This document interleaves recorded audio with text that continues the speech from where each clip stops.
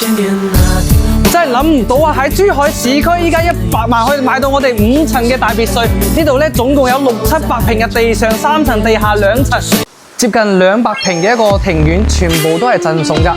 咁我哋得閒可以同老友喺呢邊飲下茶啦。平時咧長輩咧可以喺呢度啦養下金魚，咁又可以喺呢邊坐住吹下水。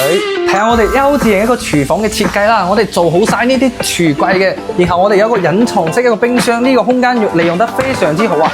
做好一個中島台都係非常之實用噶。咁我哋一個餐廳咧係一個圓台可以坐8到10人嘅。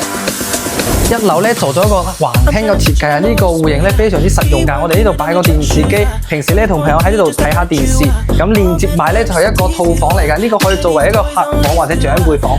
然後我哋送埋呢一個私家花園啊，喺呢度飲下茶，幾咁寫意啊！咁依家搭 lift 嚟到我哋嘅負1層，咁我哋可以睇到下邊仲有一個好大嘅負2層嘅空間噶啦。咁呢度咧做咗一個食雪卡嘅位置啦。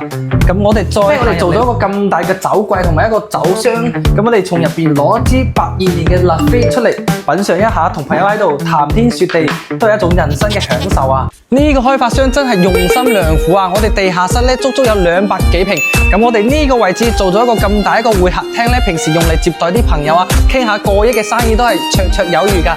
地下室咧同樣做咗一個咁大一個廚房嘅空間啦。咁平時咧我哋得閒可以同長輩喺度聚下餐，享受下天倫之樂。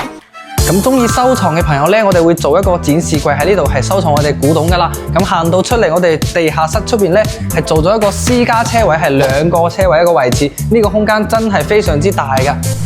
咁呢個會咧真係算得上我心目中嘅豪宅嘅標準啦。